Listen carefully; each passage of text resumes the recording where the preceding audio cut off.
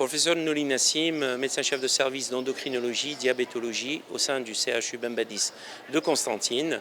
Nous sommes aujourd'hui dans cet événement qui est qui sont les journées d'endocrinologie, diabétologie du CHU Bebloued, concomitamment à la tenue du congrès national des pathologies hypophysaires.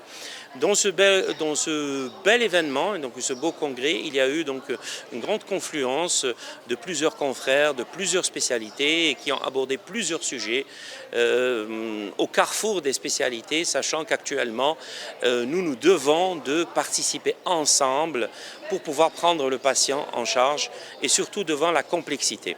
Un des volets que nous allons aborder aujourd'hui, c'est le volet de la gestion des hypoglycémies, surtout le challenge de la gestion des hypoglycémies. Et pour cela, il faudrait, comme je viens de le dire, un volet triple à la prise en charge.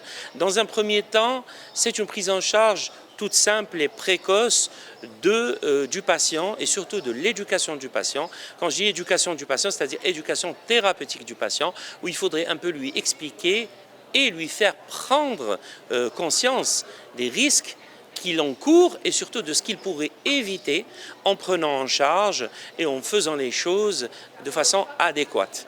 La deuxième des choses, à côté de l'éducation thérapeutique, c'est l'utilisation des technologies modernes, essentiellement du CGM, du contrôle continu du glucose.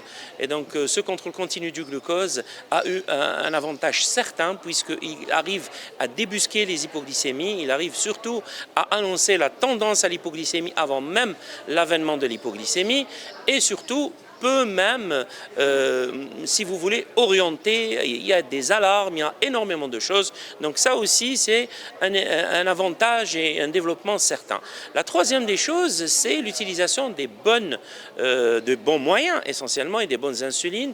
Et actuellement, comme vous le savez, les analogues de l'insuline sont des insulines qui déjà existent depuis plus d'une vingtaine d'années et qui ont montré leur avantage certain par rapport aux insulines usuelles dans la prévention des hypoglycémies. Et la nouveauté, c'est réellement l'apparition de la production nationale des insulines produites en Algérie, qui sont analogues de l'insuline rapide, produite en Algérie et avec la même efficacité, la même sécurité que les insulines Princeps.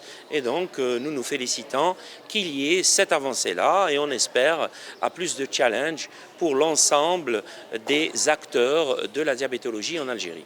Merci.